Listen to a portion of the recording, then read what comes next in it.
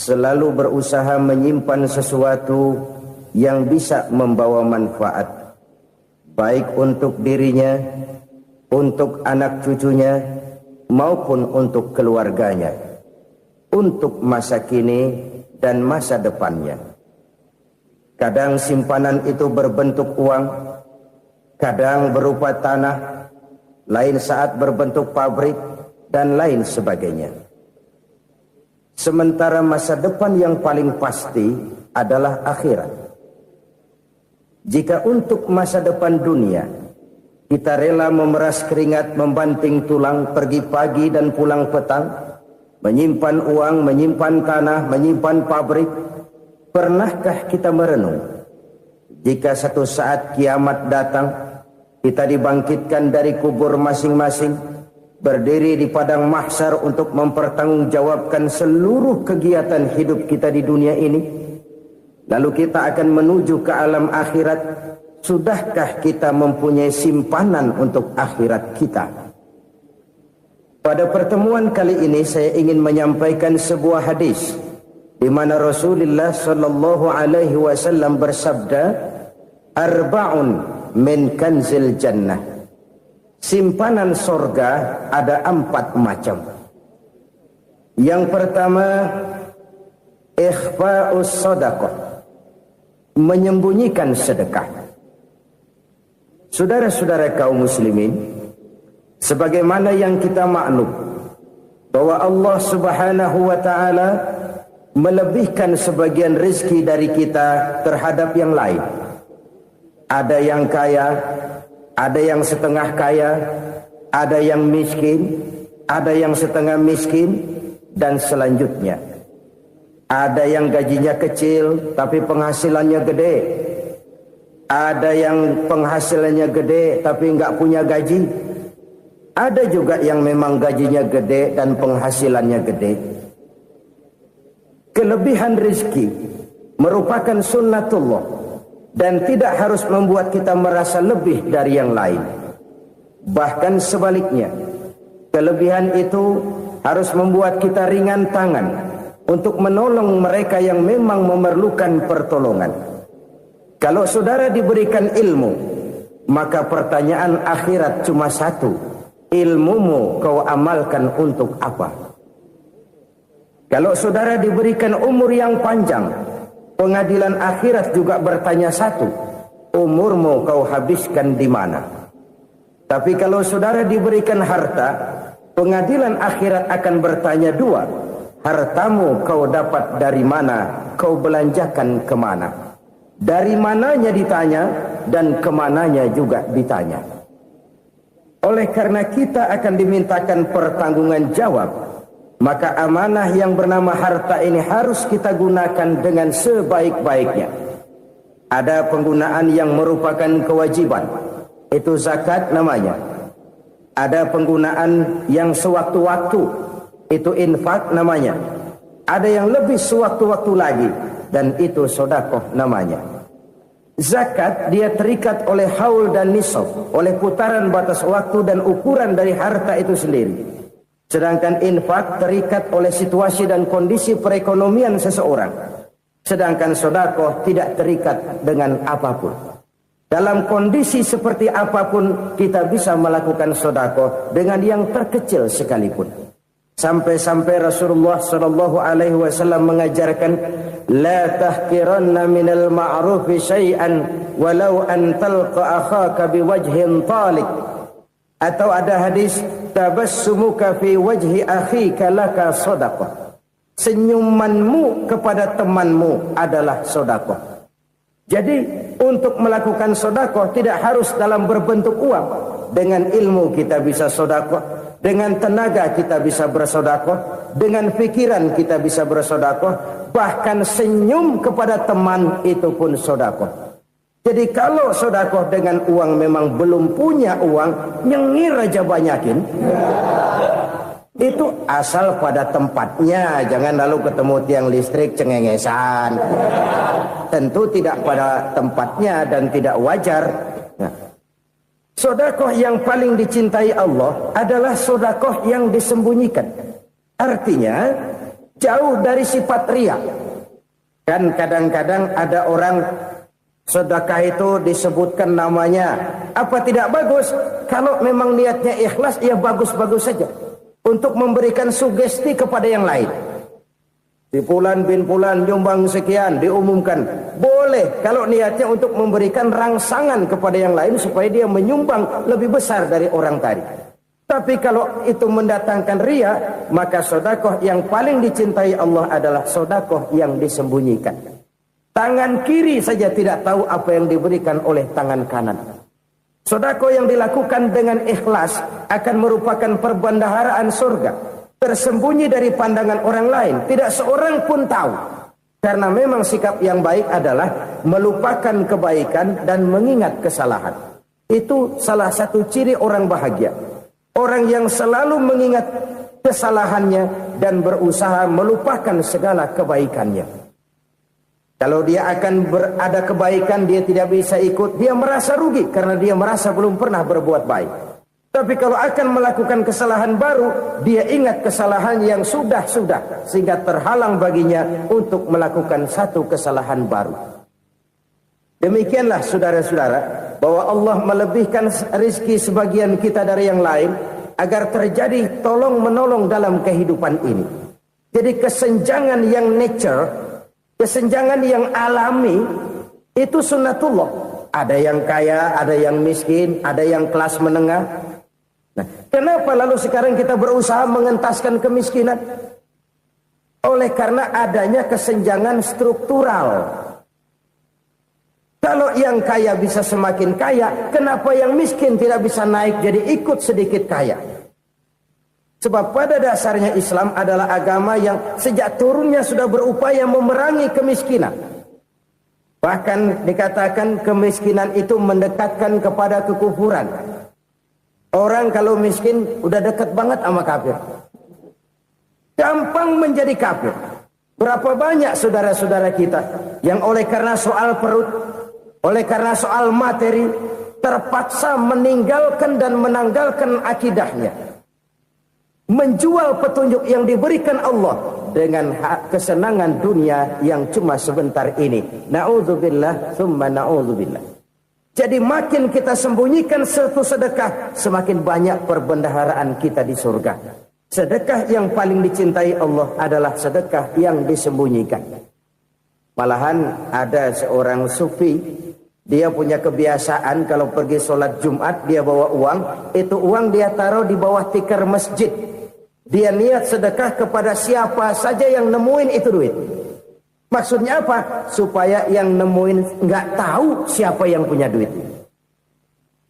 Demikian dia saking ingin menyembunyikan sedekahnya. Karena sifat riya itu bisa memakan amal kita sendiri. Riya itu termasuk menyebut-nyebut kebaikan kita.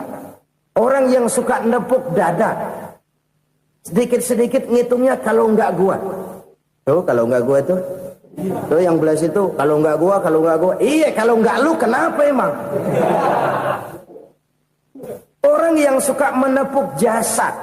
Tuh biasanya memang begitu saudara-saudara. Kalau perang lagi berkecamuk, orang nggak sempat ngaku jadi pahlawan. Tapi begitu perang selesai, yang kagak kenal bedil ngaku pahlawan, mas. Itu sesuatu yang biasa.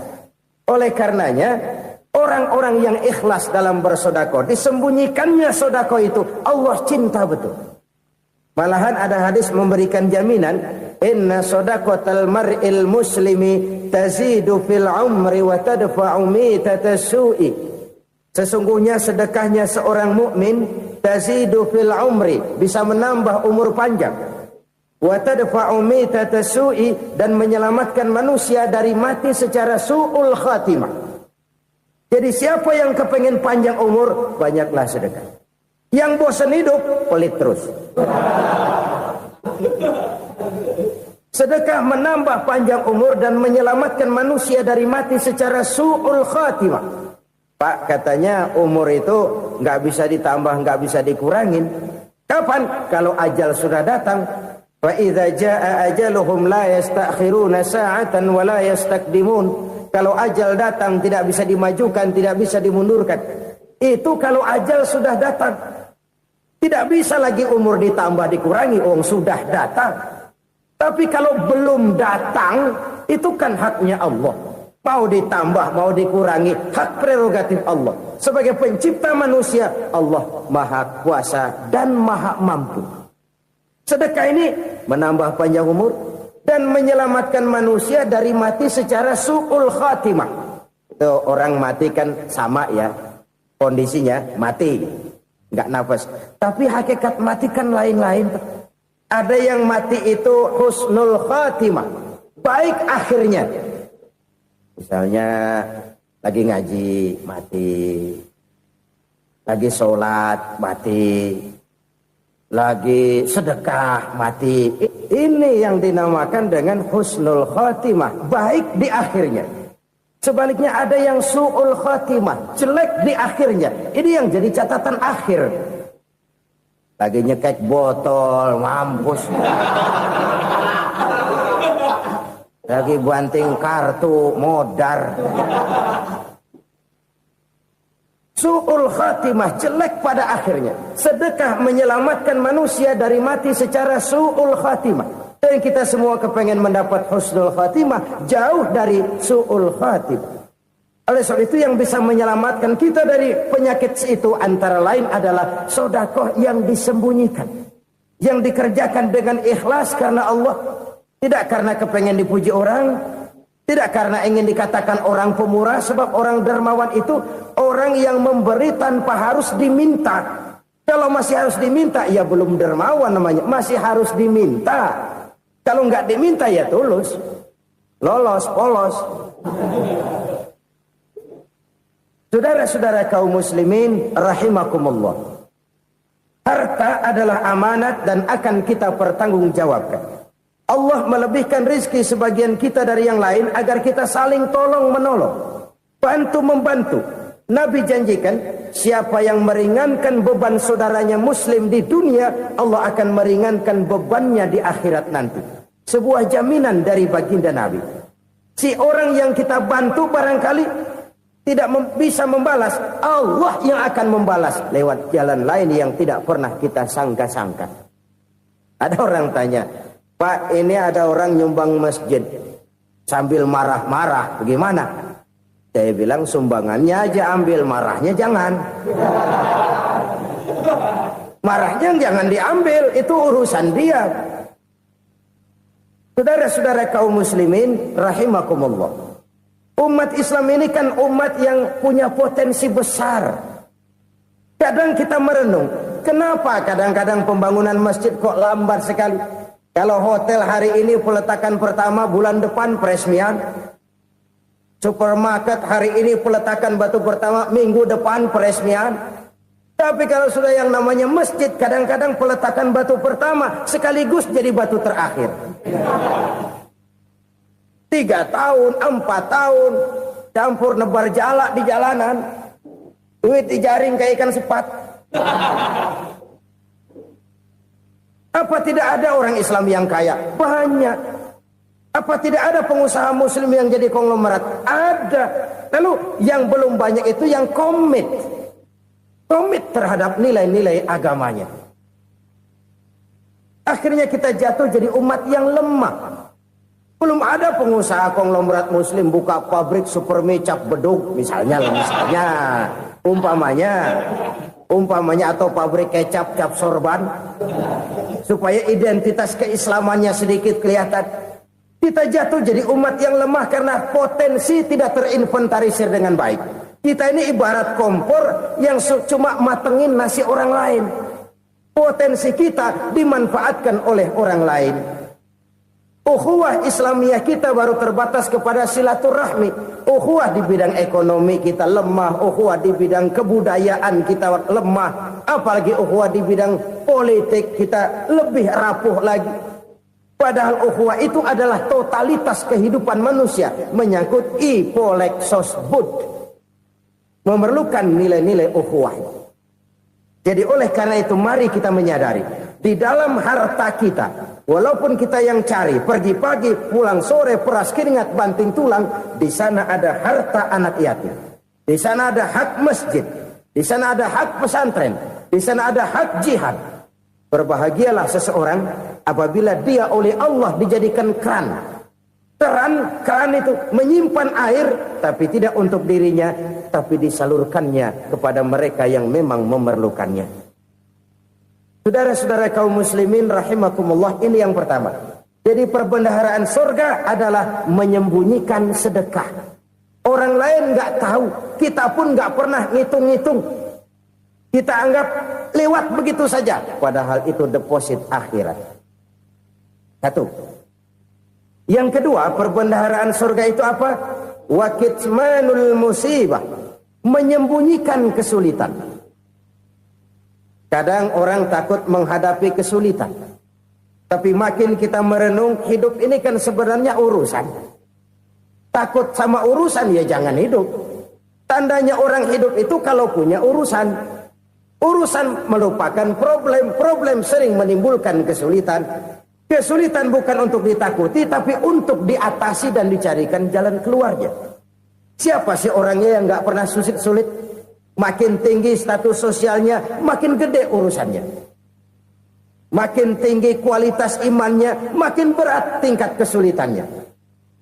Cuma memang yang namanya enak itu seperti pelangi. Biang lala itu nggak pernah di atas kepala kita, di atas kepala orang melulu. Lu sih enak lu, kata kita. Dia juga bilang yang enak kan lu. Pelangi itu nggak pernah di atas kepala kita. Kata tukang beca, aduh enak ya naik Mercy. Kata tukang beca, apa yang di dalam mobil Mercy? Aduh enak bener tukang beca, di jok ngeringkuk ngorok pulas bener. Saya kamar pakai AC, sejuk, tempat tidur sutra, empuk, alga, spring bed, gula kulik, nggak bisa pulas kalau belum minum Valium, belum tidur. Enak bener tukang beca, di jok ngorok nggak tahu wetan kulon. Si tukang beca bilang yang di Mercy enak, yang di Mercy bilang tukang beca enak. Inilah enak, nggak pernah di atas kepala kita, di atas kepala orang lain melulu enak itu. Nah, saudara-saudara, yang merupakan perbendaharaan surga itu orang yang bisa menyembunyikan kesulitan, baik pribadi ataupun rumah tangga. Nih terutama rumah tangga yang jadi soalnya. Kadang-kadang kita ini kalau senang, sebaliknya kalau senang kita diam, kalem aja, cuek. Banyak banget duit kita bawaan, diam aja udah.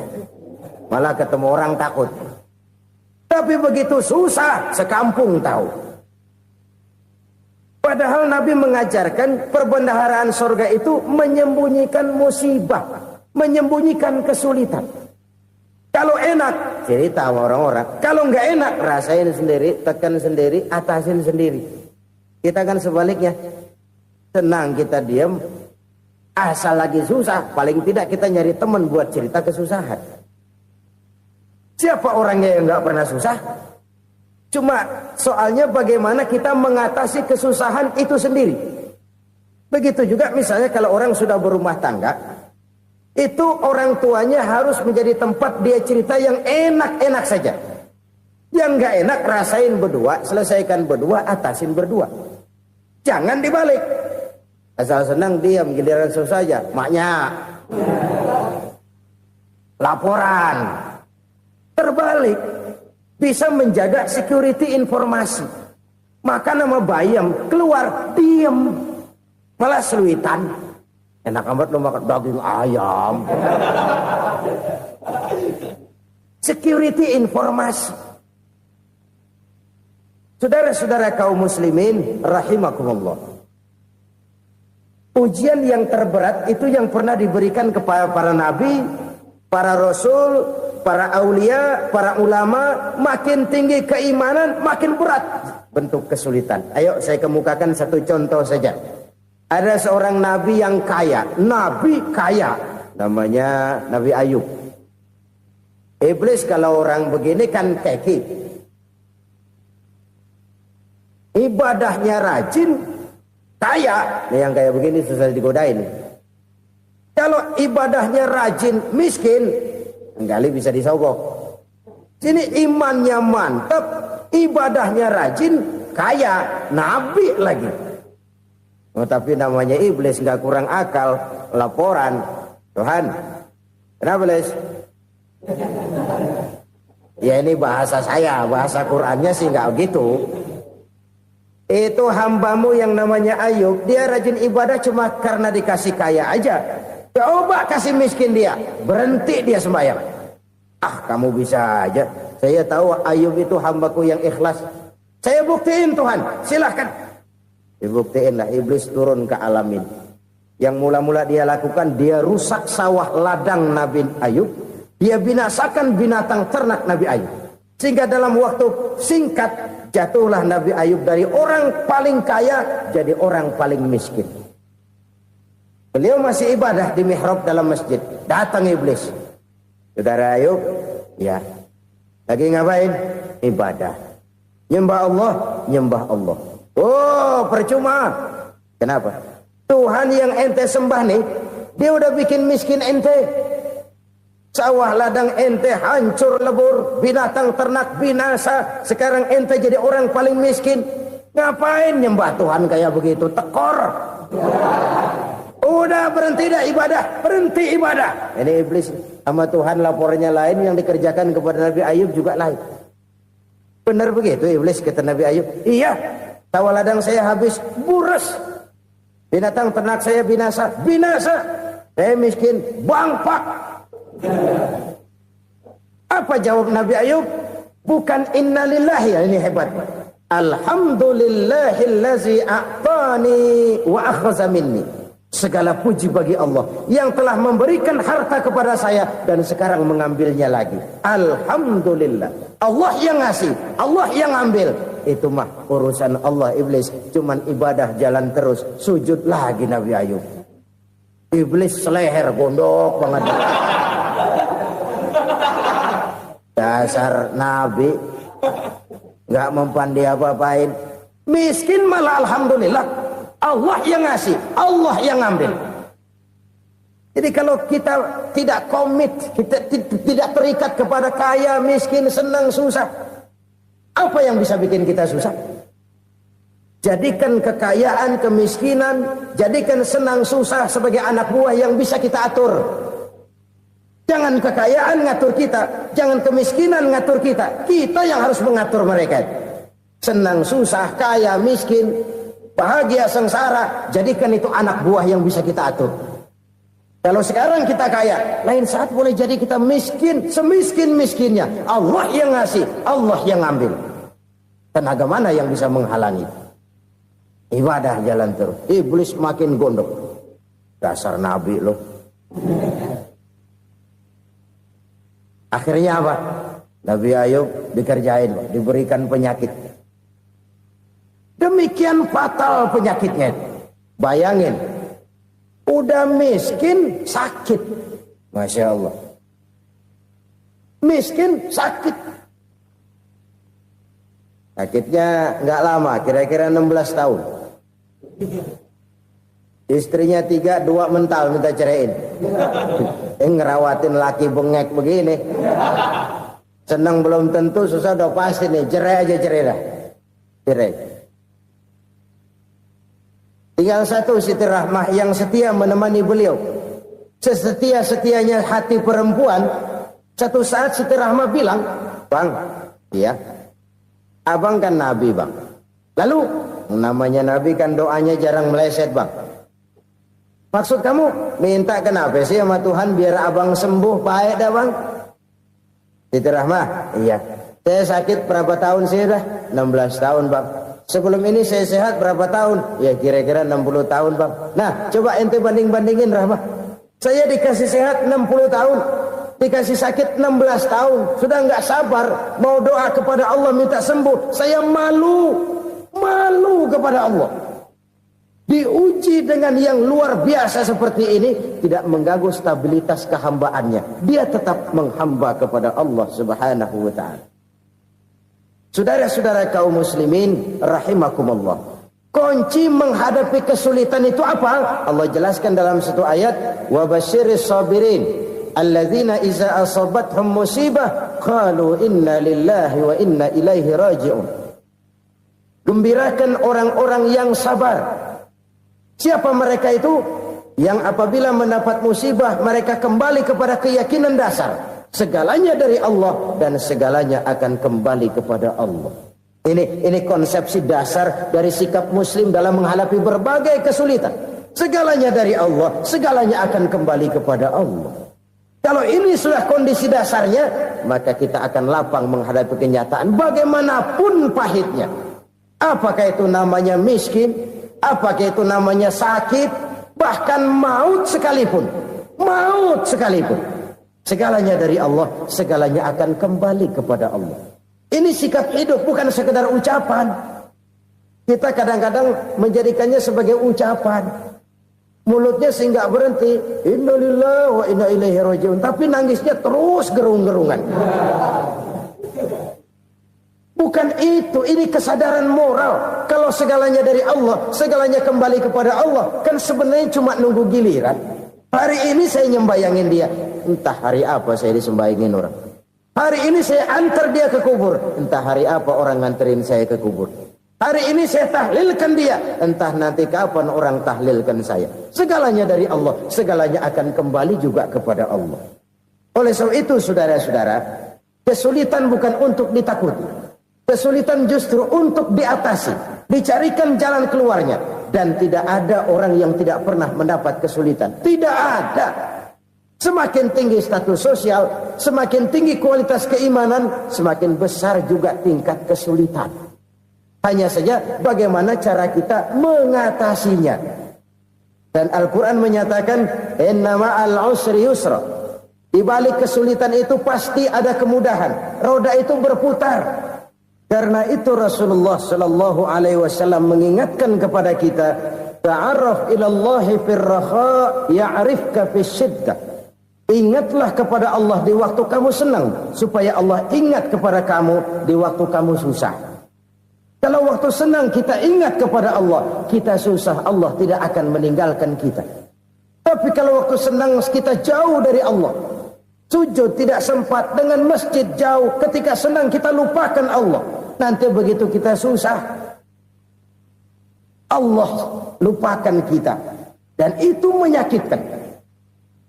Oleh karena itu orang-orang tua kita dulu bilang, kalau lagi sehat ingat-ingat lu bakal sakit nanti. Kalau lagi kaya ingat-ingat satu saat kita bakal jatuh miskin. Bahkan kalau lagi muda ingat-ingat kita bakal tua. Dan yang terpenting, kalau lagi hidup ingat-ingat kita bakal mati. Saudara-saudara kaum muslimin rahimakumullah. Jadi yang kedua yang merupakan perbendaharaan surga, menyembunyikan musibah. Saudara-saudara kaum muslimin rahimakumullah. Hal ketiga yang merupakan perbendaharaan surga adalah wasilatur rahmi. Orang yang suka bersilaturahmi. Sebagaimana yang kita maklum bahwa manusia adalah makhluk yang disebut zon politika. Makhluk sosial yang tidak mungkin hidup sendiri-sendiri. Betapa dan siapapun kita memerlukan orang lain. Bodoh betul manusia kalau tinggal di tengah masyarakat tapi tidak mau bermasyarakat. Merasa hebat sendiri, pinter sendiri, gagah sendiri, kaya sendiri. Mungkin kalau mati juga ngubur sendiri. Jangankan kita di sini. Di sorga saja Nabi Adam waktu sendirian bengong melulu, ngondar mandir. Allah tegur dam sepi dam. Jadi ini kalau bahasa saya, iya Tuhan sepi ini nggak ada coret-coretan pisan ini. Diciptakan Siti Hawa baru anteng Nabi Adam. Itu di sorga. Cobalah. Umpamanya saudara tinggal di Jakarta nih. Kayak bener. Apaan aja di Jakarta punya saudara dah. Jembatan Semanggi ambil. Monas, Buntel bawa pulang. Hotel-hotel ambil semua. Cuman tinggal di Jakarta sendirian. Apa enaknya? Betapa dan siapapun kita perlu orang lain. Tidak ada seorang pun yang bisa memenuhi kebutuhan hidupnya secara sendiri-sendiri. Nah, Islam telah menyelamatkan manusia dari ras diskriminasi. Mengikat manusia dengan persaudaraan yang berlandaskan kepada akidah. Karena itu dianjurkan bersilaturahmi. Bahkan Nabi menyatakan, man arada ayyubsata lahu fi rizqihi wa yunsa'a fi atharihi falyasil rahimah. Siapa yang kepengen diluaskan rezekinya dan dipanjangkan usianya, banyaklah ia bersilaturahmi. Siapa yang kepengen dimudahkan rezekinya, hendaknya ia banyak bersilaturahmi. Kalau banyak teman, kesulitan kan paling tidak ada tempat cerita. Udah susah, sendirian kita pikirin diri, nggak ada tempat tukar pikiran. Cepet banget sama bengek. Dilawan sendiri.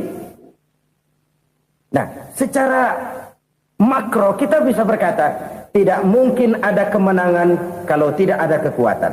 Tidak ada kekuatan kalau tidak ada kesatuan dan persatuan. Tidak mungkin ada kesatuan dan persatuan tanpa semangat silaturahmi. Kalau umat Islam mau menang, dia harus kuat. Kalau umat Islam mau kuat, dia harus bersatu. Kalau umat Islam mau bersatu, dia harus membudayakan silaturahmi ini.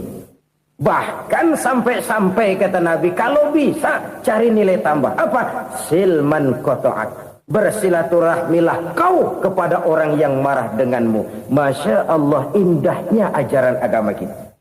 Orang yang marah pun kepada kita, kata Nabi, kalau bisa bersilaturahmilah kepadanya, kepada orang yang marah itu. Di situ nilai tambah.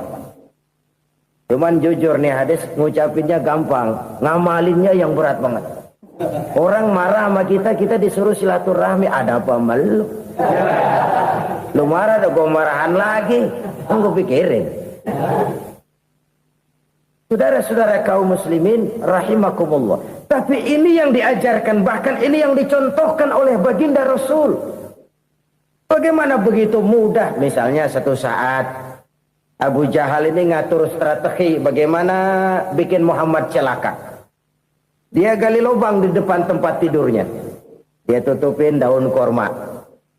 Terus dia panggil seseorang, ke sini.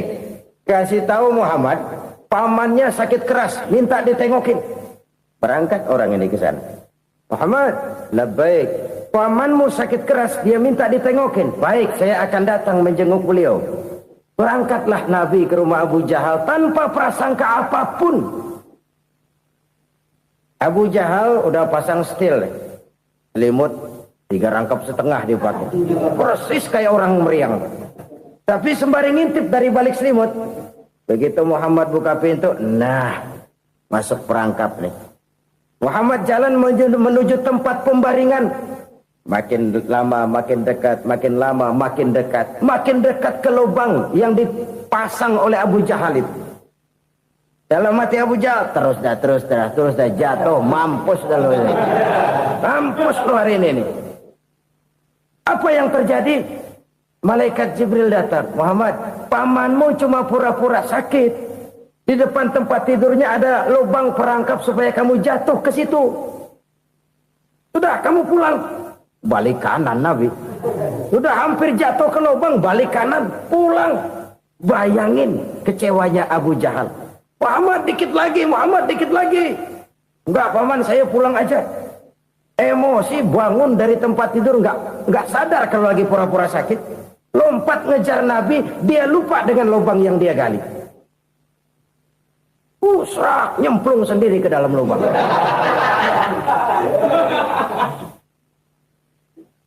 Nabi terus berlalu. Ini terjadi keanehan. Jatuh ke lubang yang dia gali itu sebenarnya nggak terlalu dalam ya. Antara 3-4 meteran lah.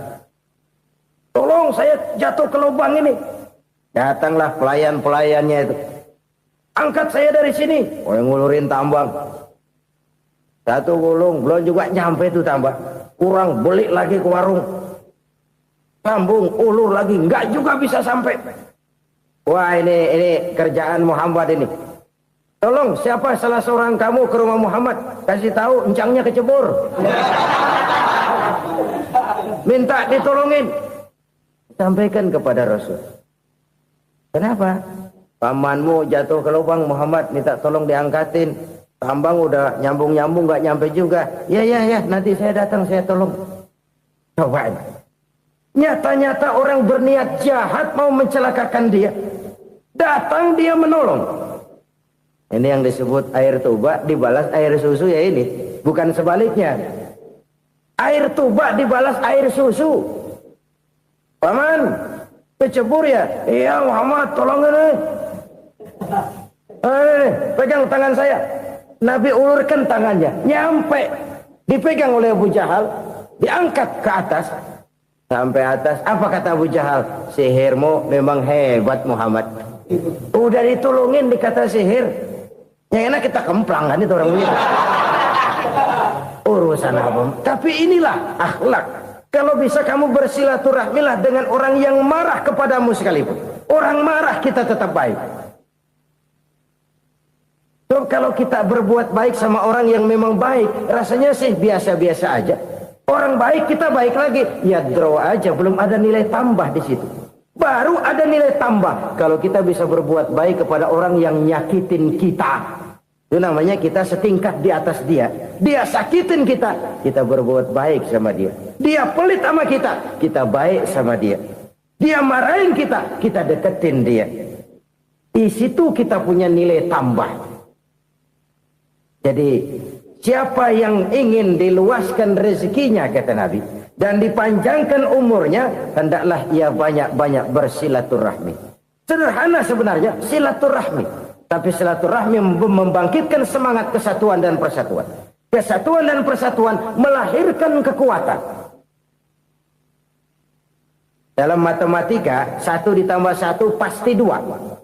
Tapi di tengah masyarakat, 1 orang takut ditambah 1 orang takut, hasilnya jadi 2 orang setengah berani. Kenapa setengah berani? Karena udah berdua. Tadi pan takut sendirian. Kalau dia kumpul turu-turu takutlah jadi berani. Kita yang lemah, kita yang tidak berdaya, kita yang miskin, kalau mau kompak bersatu, apa yang nggak bisa kita kerjain? Apalagi tinggal di kota besar, pilihan cuma 2. Bertahan atau minggir. Bertahan atau minggir. Untuk bisa bertahan harus mampu bersaing. Untuk mampu bersaing harus punya keahlian. Keahlian harus ditunjang dengan pendidikan, ditambah oleh kekompakan sebagai umat. Udah miskin mencar mulu, orang injek kita. Orang nggak pandang urusan apa yang malu. Oleh karena itu silaturahmi pada hakikatnya merupakan roh dari ukhuwah yang diajarkan oleh agama kita. Bagaimana Islam menyelamatkan masyarakat manusia dari ras diskriminasi, mengikat manusia, dan tidak ada persaudaraan yang lebih indah selain persaudaraan yang diikat dengan nilai-nilai akidah. Sepanjang orang di jalan Allah, itulah saudara kita. Keluar dia dari jalan Allah, selesailah persaudaraan sampai di situ. Karena itu, kalau ingin menyimpan sesuatu di surga, banyaklah bersilaturahmi. Datang ke rumah ini, datang ke rumah itu, dan lain sebagainya. Itu simpanan kita di akhirat nanti. Ini yang ketiga. Saudara-saudara, yang keempat, perbendaharaan surga itu apa? Wa qawlu la hawla wa la quwwata illa billah. Ucapan la hawla wa la quwwata illa billah.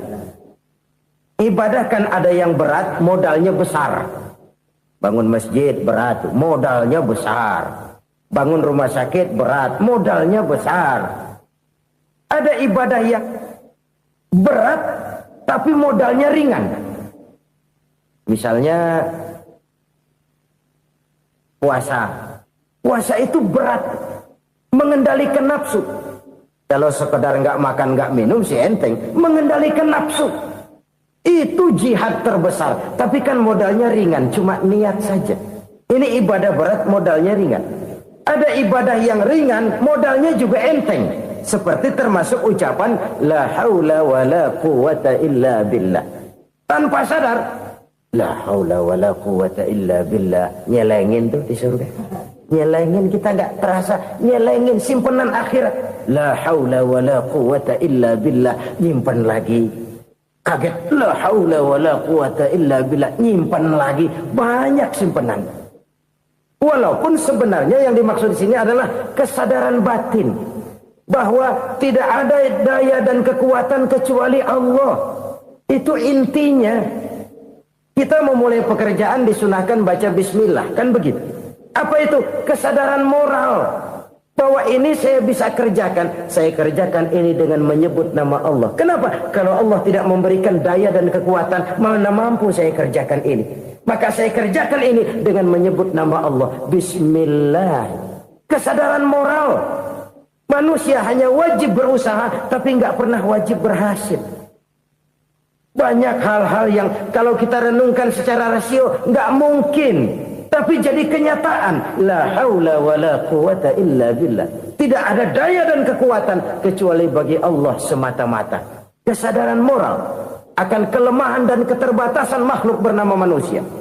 Kadang kita kagum dengan otak, tapi kita sering lupa sama yang bikin otak. Padahal bagaimanapun hebatnya otak, yang bikin otak pasti lebih hebat dari otak. Nggak percaya, silahkan otak-otakan. Inilah kecenderungan. Kita kagum dengan pesawat-pesawat mutakhir, bukan main, besi gede banget terbang itu. Alangkah hebatnya. Lalu apa yang bikin otak tidak lebih hebat dari itu semua? Kita puji laut, apa yang bikin laut tidak lebih hebat dari laut itu? La haula wa la quwata illa billah. Tidak ada daya dan kekuatan kecuali Allah. Apa yang bisa kita lakukan? Kalau tidak karena daya dan kemampuan yang diberikan oleh Allah kepada kita. Lahirlah sikap tawadu, rendah hati. Tidak melonjak menjadi angkuh dan sombong. Sadar akan kelemahan dan keterbatasan diri.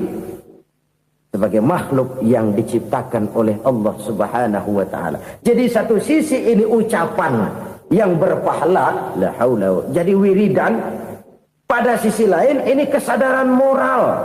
Sikap mental, kesadaran batin bahwa yang punya daya dan kekuatan itu cuma Allah. Kita nggak pantas untuk sombong, sebab sombong itu pakaiannya Allah. Kita nggak sedang pakai pakaian Allah, kegedean. Dan makin kita renungi, makin terbentur. Apa sih yang bisa kita sombongin? Kita mau sombong apa? Kaya,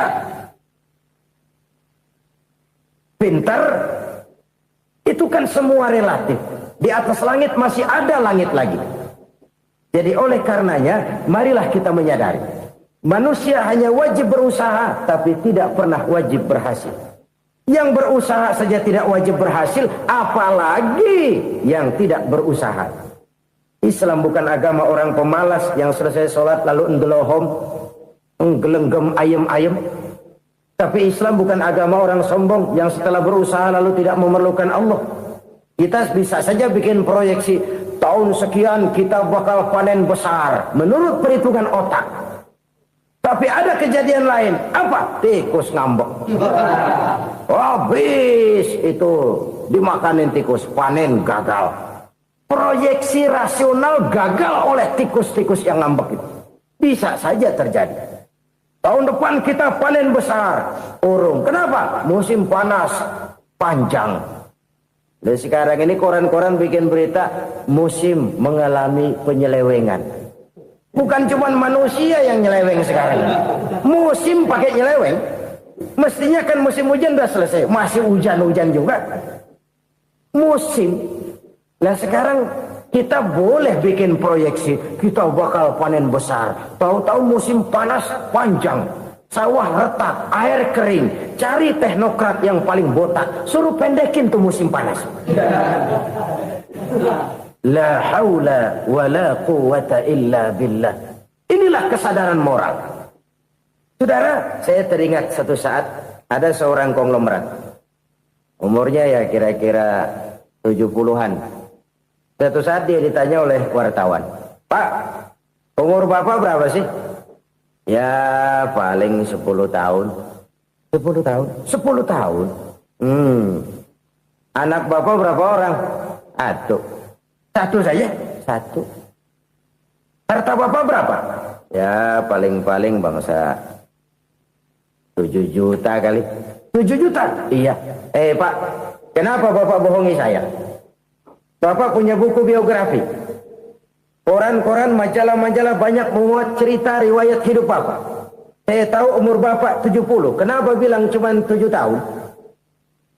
Saya tahu anak Bapak 8. Kenapa cuma bilang 1? Saya tahu harta bapak miliaran, mungkin triliunan, pabrik di mana-mana, bank di mana-mana. Kenapa bilang uang bapak cuma 7 juta? Nah, kata si konglomerat tadi, kamu benar nak, kamu benar. Umur saya kalau jumlahnya memang 70 nak.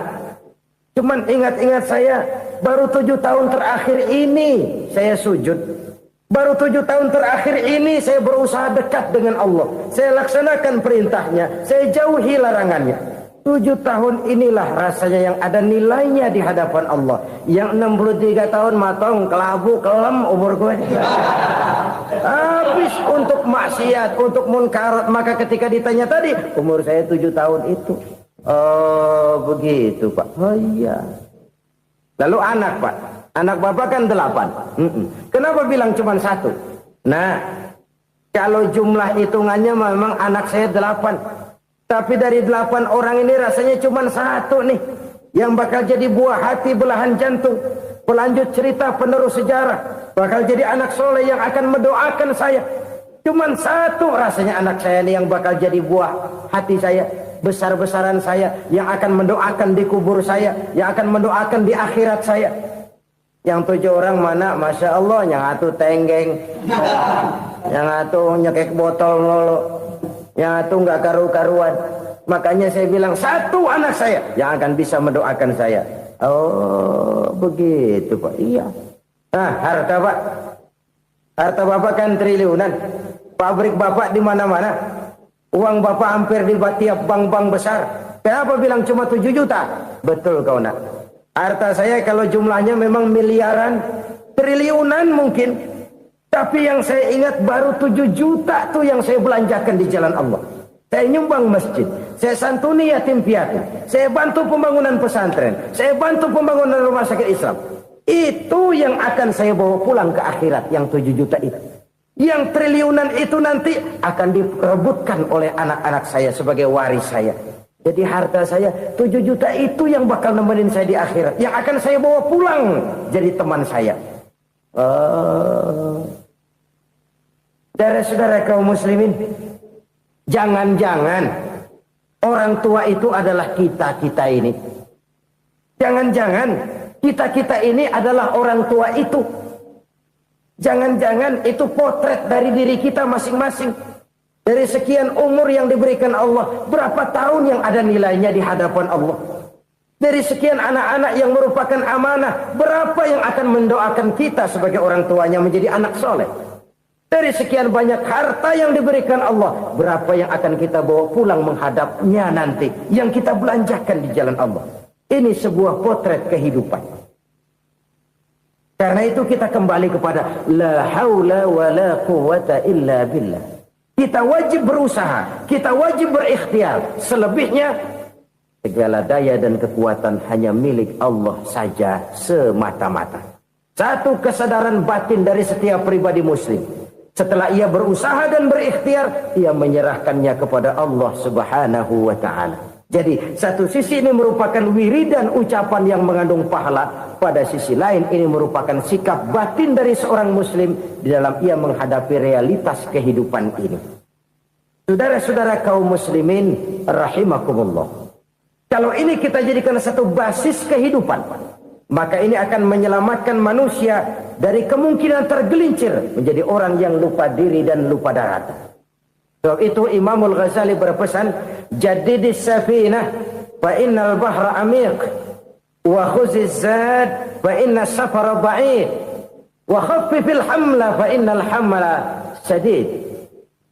Perbarui selalu kapalmu karena lautan sangat dalam. Bawa bekal yang banyak karena perjalanan ini sangat jauh. Ringankan beban karena kebanyakan beban akan menyakitkan.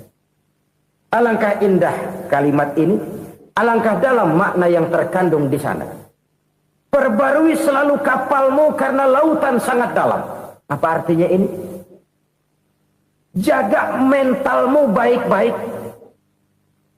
Pelihara imanmu baik-baik karena hidup penuh cobaan seperti lautan. Kita kalau berlayar di lautan kan kadang-kadang tenang, angin bertiup sepoi-sepoi basah. Jika malam datang bintang gemintang bertabur menghias cakrawala.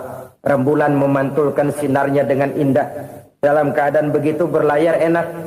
Tapi lain saat ombak menggunung, halilintar menyambar, angin topan bertiup.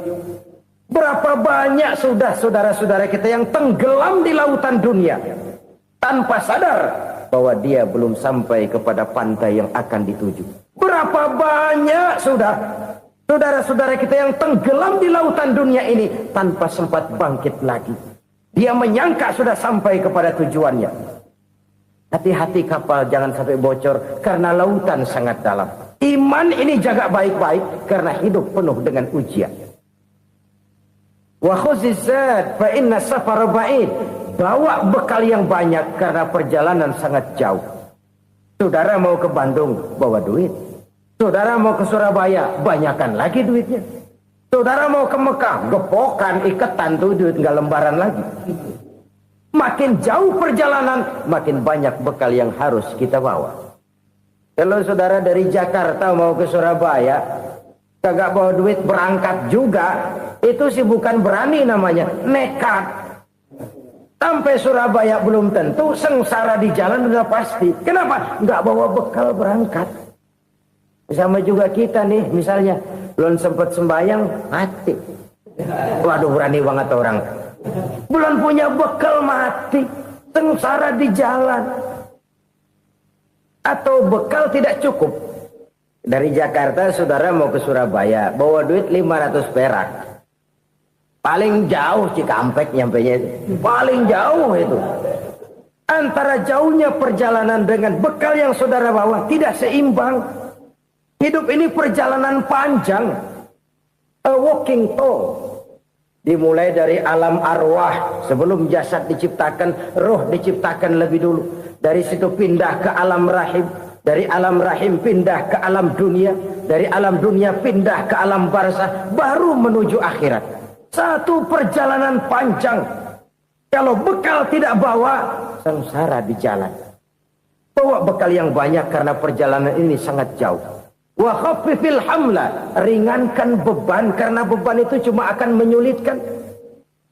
Kalau bekal itu sih keperluan, tapi beban nggak kita perluin, cuma ngeberat-beratin. Apa ini beban? Dosa. Kecurangan, kebatilan, kezoliman, ketidakadilan, kesewenang-wenangan. Itu akan jadi beban kita di akhirat. Alangkah celakanya, perjalanan panjang, bekal tidak bawa, beban kelewat banyak. Alamat sengsara di jalan. Pahala tidak ada, dosa berlipat ganda. Na'udzubillah, summa na'udzubillah. Kalau kita rangkum nasihat Al-Ghazali dengan kisah si konglomerat tadi, kita akan mengambil kesimpulan. Pertama, bekal terbaik dalam menghadapi gejolak kehidupan ini tidak lain adalah iman. Yang kedua, pahala dan dosa.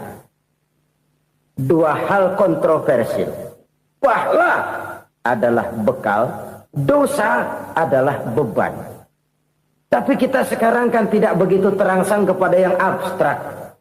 Orang berlomba mencari yang konkret-konkret saja. Yang real. Kalau memang dosa, benjol dong. Kira-kira begitu. Kira-kira begitu. Persis orang Yahudi dulu. Orang Yahudi itu kan pernah minta kepada Nabi Musa. Ya Musa lan nu'mina laka hatta narallaha jahrah. Musa, kami nggak bakal mau beriman kepada Allah kalau belum kami lihat Allah ada nongkrong di depan kami. Kalau memang Tuhan ada, taruh dong di depan kami. Mau yang konkret-konkret saja. Kalau memang dosa, benjol dong. Kalau memang pahala, berasa dong. Orang terangsang kepada yang real, yang konkret-konkret saja. Karena itu, untuk mengejar dosa, orang mau bayar. Tapi untuk mengejar pahala, walaupun tidak bayar, orang segan. Ini yang dikatakan oleh Nabi, kamu mengharapkan ke surga, tapi kamu berat melaksanakan sesuatu yang bisa membawa kamu ke surga. Kamu ingin jauh dari neraka, tapi tiap saat kamu lakukan perbuatan-perbuatan yang justru menjerumuskan kamu ke neraka. Idda'aitum an-najata minan nar wa ramaitum fiha anfusakum. Kamu ingin selamat dari neraka, tapi kamu lemparkan diri kamu ke neraka. Kamu ingin masuk surga, tapi berat sekali kamu melakukan perbuatan-perbuatan yang bisa menyampaikan kamu di surga. Saudara-saudara kaum muslimin rahimakumullah. Jadi hal keempat yang merupakan perbendaharaan surga adalah la haula wa la quwwata illa billah. Satu sisi ini merupakan ucapan yang memperberat timbangan akhirat. Pada sisi lain ini merupakan sikap hidup seorang muslim. Kesadaran batin yang sangat dalam bahwa tidak ada daya dan kekuatan kecuali Allah. Dan itu kita simbolkan pada saat memulai pekerjaan dengan Bismillah, dengan menyebut nama Allah. Satu kesadaran moral, saya hanya bisa melakukan ini karena diberikan daya dan kekuatan oleh Allah. Lahirlah sikap tawadu, rendah hati, tidak melonjak menjadi angkuh dan sombong. Saudara-saudara, sampai sini dulu jumpa kita kali ini. Semoga 4 perbendaharaan surga ini dapat kita lakukan, yang kelak akan merupakan bekal kita di kemudian hari nanti. Amin ya rabbal alamin. Bapak-bapak, ibu-ibu, saudara-saudara kaum muslimin rahimakumullah. Di dalam kehidupan kita sebagai seorang muslim, minimal 5 kali dalam sehari semalam kita mendengar seruan untuk mendirikan solat yang disebut azan. Ada kalimat menarik di dalam kalimat azan itu, yakni seruan hayya 'alal falah, marilah menuju kepada keberuntungan, marilah meraih kemenangan. Seruan ini adalah kecenderungan dari setiap manusia, apapun warna kulitnya. Artinya, setiap orang dalam hidup selalu ingin meraih dan mencari kemenangan. Kemenangan akan melahirkan kepuasan batin, dan kepuasan batin memberikan kebahagiaan. Sedangkan kekalahan melahirkan penderitaan batin, dan penderitaan batin menjerumuskan seseorang di dalam berbagai bentuk kerugian. Jikalau inilah seruan azan, maka masalahnya ialah apa yang menyebabkan kita meraih kemenangan. Al-Quranul Karim memberikan tuntunan dan ajaran kepada kita bahwa orang-orang yang memperoleh kemenangan itu tidak lain adalah orang-orang yang bertakwa. Hanyalah mereka yang bertakwa kepada Allah Subhanahu wa ta'ala pada akhirnya akan tampil sebagai pemenang. Lalu siapa orang yang bertakwa itu? Dijelaskan dalam awal-awal Al-Baqarah, orang yang bertakwa yang akan meraih kemenangan. Pertama, alladzina yu'minuna bil ghaib, yaitu orang-orang yang beriman kepada yang gaib. Percaya bahwa ada alam yang gaib, alam yang abstrak, alam yang tidak bisa dijangkau oleh salah satu daripada panca indera kita. Mereka percaya dan beriman kepada adanya malaikat, beriman kepada adanya iblis dan jin, beriman kepada adanya alam kubur, beriman kepada adanya alam mahsyar, beriman kepada adanya alam akhirat, beriman kepada adanya surga dan neraka. Beriman bukan cuma sekedar beriman dalam ucapan bibir saja, tetapi beriman yang nilai iman itu mampu mewarnai gerak dan gaya hidupnya. Iman yang meresap sampai ke tulang sumsum, kemudian memberikan dampak positif di dalam kehidupan manusia. Alam, kita tahu, adalah sesuatu yang selain Allah, dan Allah bukanlah alam. Apapun namanya selain daripada Allah, itu adalah alam. Alam pada hakikatnya terbagi menjadi 2. Ada alam syahadah, alam nyata, alam konkret, alam yang bisa dijangkau oleh salah satu indera kita. Kemudian ada alam ghaib, alam yang tidak bisa dijangkau oleh panca indera kita, alam metafisika, alam abstrak, alam yang wajib kita imani keberadaannya. Kita percaya bahwa malaikat itu ada, Kita percaya kepada jin, bahwa jin itu ada. Kita percaya kepada adanya iblis dan setan. Bukan percaya kepada iblis dan setannya, percaya bahwa iblis dan setan itu ada. Itu termasuk salah satu daripada sifat orang yang bertakwa kepada Allah. Saudara-saudara kaum muslimin rahimakumullah, kecenderungan pembangunan yang lebih bersifat materialistis biasanya menggeser aspek kehidupan rohani. Orang berpikir empiri, dan dalam pola pikir yang demikian maka alam gaib tidak lagi mendapat perhatian. Aspek kehidupan yang bersifat rohaniah malah mulai ditinggalkan. Akibatnya terjadilah kepincangan di dalam kehidupan kita. Pernah ada satu pengalaman pribadi dalam perjalanan kembali ke tanah air. Dalam pesawat di sebelah kanan saya duduklah seorang Jerman namanya Heiner Simonsen. Iseng saya ajak kenalan, saya ajak ngobrol, saya tanya dia. Saya bilang, Mas Heiner ini, kalau pesawat yang kita tumpangi ini jatuh ke bawah, kira-kira apa yang bakal terjadi, Mas? Dia bilang, kita semua akan mati. Begitu? Iya. Oke. Apa itu mati? Tanya saya.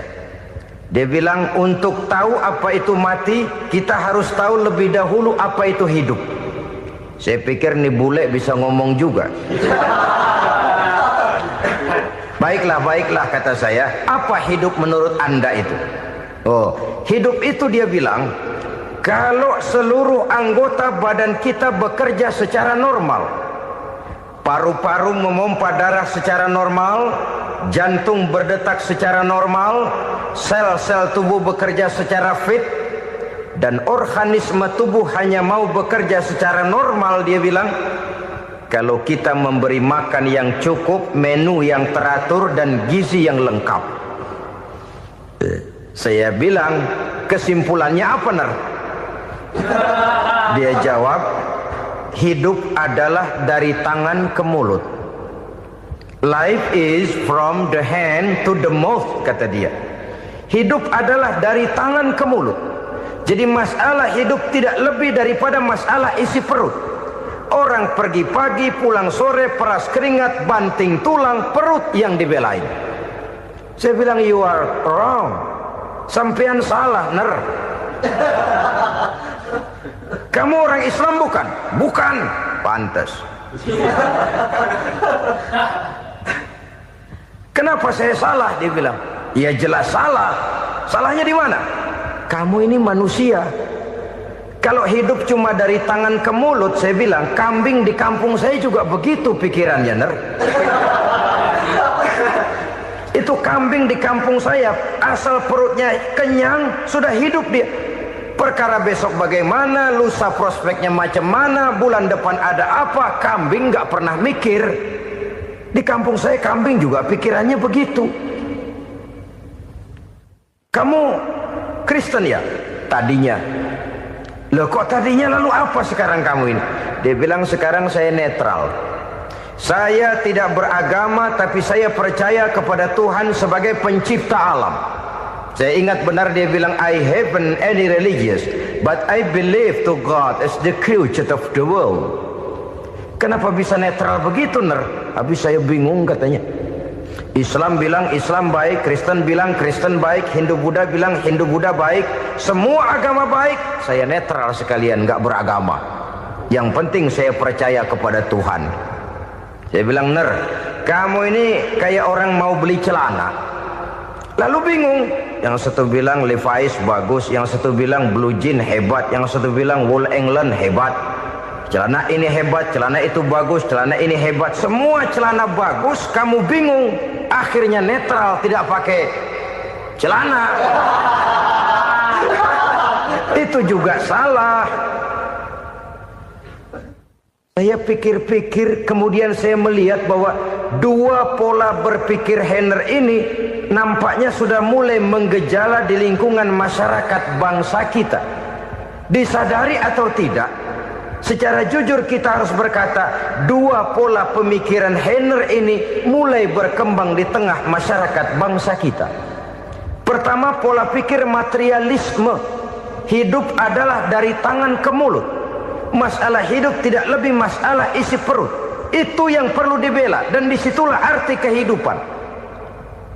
Pergi pagi, pulang sore, peras keringat, banting tulang untuk mempertahankan perut. Kalau sudah kemari cara orang berpikir, maka buat apa percaya kepada yang gaib? Untuk apa sholat? Untuk apa puasa? Untuk apa zakat? Untuk apa menghadiri majelis taklim? Tanpa kepercayaan kepada yang gaib, hidup berjalan menurut alur empiris dan materialis. Kalau sudah ke sana cara orang berpikir, biasanya orang lalu cenderung menghalalkan segala cara. Hanyalah orang yang percaya bahwa akhirat ada. Hanyalah orang yang percaya bahwa alam kubur itu ada. Hanyalah orang yang percaya bahwa malaikat itu ada, hidupnya akan lebih terarah dan terkendali. Karena kepercayaan kepada yang gaib, yang merupakan fase daripada kehidupan setelah hidup yang sekarang ini, mewarnai gerak pribadi seseorang di dalam dia melakukan kegiatan hidupnya. Pola berpikir materialisme, disadari atau tidak, mulai menggejala di lingkungan masyarakat bangsa kita. Hidup tidak lebih dari urusan tangan ke mulut, mulut ke tangan, tangan ke mulut. Asal perut sudah kenyang, hiduplah sudah. Perkara bagaimana prospek hari yang akan datang, bagaimana akhirat, tidak jadi persoalan. Ini yang oleh Nabi diperingatkan, ad-dunya sijnul mu'min wa jannatul kafir. Dunia adalah penjara bagi orang beriman dan surga bagi orang kafir. Dulu di zaman Belanda hadis ini pernah disalah tafsirkan, disalah artikan, digunakan sebagai senjata untuk mengkebiri dan membuat impoten umat Islam. Sudahlah, umat Islam gak usah macam-macam, kata Belanda. Dunia ini kan penjara buat orang Islam, surga buat orang kafir. Di penjara jangan bertingkah.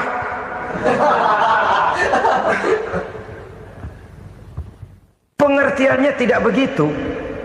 Dunia adalah penjara bagi orang mukmin. Artinya dalam kehidupan dunia seorang mukmin tidak bebas memperturutkan hawa nafsunya. Di penjara hawa nafsunya. Sebaliknya, surga bagi orang-orang kafir. Buat orang kafir, surgalah dunia ini. Mereka bebas memperturutkan hawa nafsunya. Dilarang tidak terlarang, dicegah pun tidak tercegah. Mereka hidup menurut alur bisikan nafsu mereka sendiri.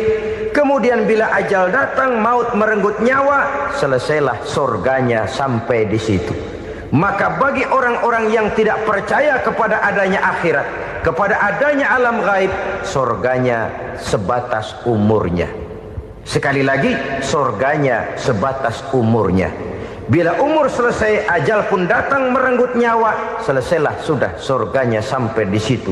Alangkah pendeknya perjalanan orang-orang yang tidak percaya kepada alam gaib ini. Bagi kita mukmin, jikalau kita mampu memenjarakan hawa nafsu, kita bisa bahagia di dunia ini. Dan Islam memang tidak menyuruh kita sengsara di dunia.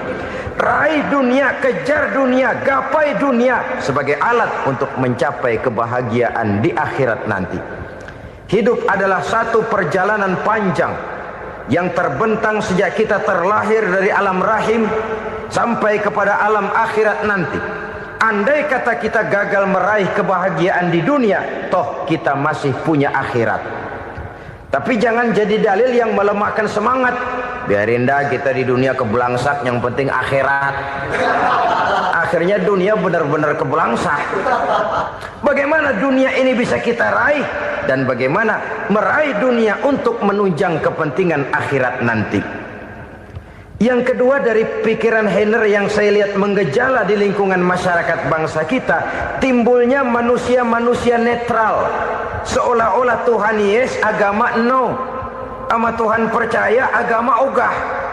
Tuhan ngangguk, giliran agama godeng. Padahal hampir dalam setiap ayat dalam Quran, kata-kata amanu biasanya bergandeng dengan wa amilus shalihat. iman dan amal soleh. Ini sebagai isyarat Tuhan dan agama jangan pernah dipisah-pisah. Apabila kita bertuhan, maka kita harus beragama.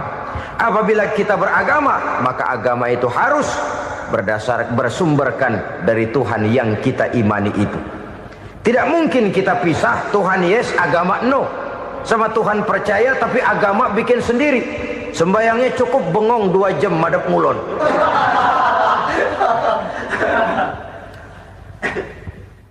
Saudara-saudara kaum muslimin rahimakumullah.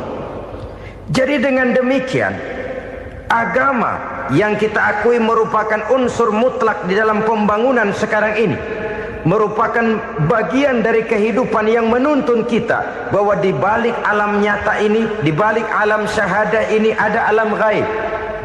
Dan mudabbir, murabbi, yang mengatur, yang menguasai, yang memelihara baik dia alam nyata, baik dia alam gaib, tidak lain adalah Allah Subhanahu wa ta'ala. Di sana ada satu super power, satu maha kekuatan yang kita perlu bersandar kepadanya. Sebagai makhluk nyata yang hidup di alam nyata, berbuatlah secara nyata sebagaimana harusnya kita berbuat. Karena Islam jelas bukan agamanya orang pemalas.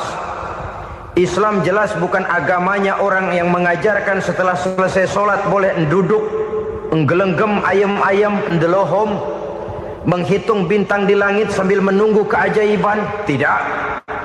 Islam adalah agama yang mengajarkan apabila sholat sudah selesai kamu kerjakan, bertebaranlah di permukaan bumi, cari karunia Tuhanmu. Jangan hidup berpangku tangan menunggu keajaiban. Karena hidup bukan undian. Jangan berharap untung besar tanpa mau peras keringat. Tapi di sebalik itu toh kita juga harus yakin bahwa di sisi usaha nyata yang kita lakukan ada satu super power, satu maha kekuatan gaib yang menentukan berhasil dan tidaknya usaha kita. Kepercayaan kepada hal semacam inilah yang mendorong kita untuk mempunyai sandaran vertikal, agar jikalau usaha ini berhasil, kita tidak lupa diri dan lupa daratan. Jikalau usaha ini gagal, kita tidak putus asa dan buruk sangka, tidak cupik pandangan dan sempit hati, tapi mampu melihat persoalan dengan kacamata putih sambil husnuzon kepada Allah Subhanahu wa ta'ala. Kita percaya malaikat itu ada. Ada yang namanya raqib dan atid, mengawasi gerak hidup kita sampai kepada gerak hati kita. Ini memberikan sugesti agar kita berhati-hati. Tidak sejengkal tanah pun kita bisa berlindung dari pengawasan raqib dan atid. Ada munkar nakir yang akan menyoal kita di alam kubur. Ada malaikat Malik, penjaga neraka. Ada malaikat Ridwan yang menjaga surga. Kita percaya kepada adanya jin, kita percaya kepada adanya setan, iblis. Percaya kepada adanya, bukan mempercayai si setan, si iblis lalu menjadikannya sebagai teman. Tidak. Percaya bahwa mereka itu ada dan merupakan makhluk Allah yang gaib yang diciptakan Allah Azza wa Jalla. Kepercayaan kepada alam gaib memberikan motivasi terhadap gerak lahir manusia, sehingga dengan motivasi kepercayaan kepada yang gaib, gerak lahir jadi lebih terarah, jadi lebih terpelihara. Pernah seseorang bertanya, "Pak, apakah adanya akhirat bisa dibuktikan secara ilmiah?" Saya bilang tidak bisa, tidak bisa. Kenapa? Karena yang berangkat nggak pernah pulang kembali lagi. Kalau dia pulang kemari bisa kita tanya bagaimana enak di sono. Cuma secara moral saya katakan, lebih beruntung orang yang percaya kepada akhirat daripada yang tidak.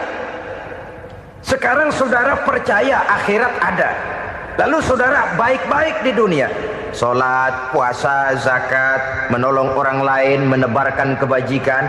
Saudara mati, andai kata akhirat tidak ada, toh dalam hidup saudara sudah berbuat baik. Paling tidak nama saudara akan dikenang sebagai orang baik. Sebaliknya, saudara percaya, kata saya, bahwa akhirat tidak ada, lalu hidup semau-maunya, tenggelam dalam maksiat dan munkarat, menentang Allah, tidak mau ruku dan sujud. Lalu saudara mati, kemudian akhirat ada, ayo mau apa? Bekal tidak punya.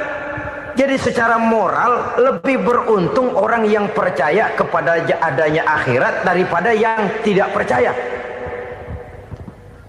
Dan itu alam gaib yang tidak bisa dibuktikan secara eksat. Jangankan untuk membuktikan seperti itu, dalam kehidupan sehari-hari saja yang kita rasakan tidak selalu berbentuk toh. Angin, bagaimana sih bentuknya angin? Kita tidak tahu. Merah, buktinya kalau dikerok merah. Yang merah itu kulit, yang kulit kita bukan anginnya. Sakit, rasa sakit itu ada, tapi bagaimana bentuk sakit? Kita nggak pernah tahu. Kalau kita makan cabai pedas, bagaimana bentuk pedas itu tidak ada, tapi rasa ada. Bentuk pedas hijau, cabenya bukan pedasnya. Tidak semua yang kita rasakan bisa kita gambarkan dalam bentuk yang konkret. Oleh karena itu, sekali lagi bahwa kepercayaan kepada alam yang gaib mampu memberikan satu sugesti yang menata kehidupan seseorang lebih lurus, lebih terarah, dan lebih terkendali. Maka wajar kalau kepercayaan kepada yang gaib mengantarkan seseorang untuk meraih kemenangan. Kenapa? Dia percaya kepada yang gaib, bahwa akhirat ada, bahwa alam kubur ada, bahwa pertanggungan jawab itu ada. Maka dia lalu tidak hidup saenae udele dewe, itu loh. Tidak hidup menurut seleranya sendiri, terarah, teratur. Ini cirinya yang pertama. Orang bertakwa yang akan meraih kemenangan, mereka beriman, mereka percaya kepada yang gaib. Bahkan hal-hal konkret saja selalu berangkat dari yang gaib. Saudara-saudara, para remaja, para pemuda sekarang ini tidak pernah tahu toh siapa yang akan jadi teman hidup saudara. Kita bisa saja ngerancang, mentargetkan, tapi toh akhirnya yang namanya jodoh bukan kekuasaan kita. Rezeki di luar kemampuan kita. Begitu juga ajal. Maut, jodoh, ajal adalah contoh-contoh konkret bahwa pada akhirnya yang gaiblah yang menentukan. Bertahun-tahun ngelancong, emang jodoh seret, nggak jadi.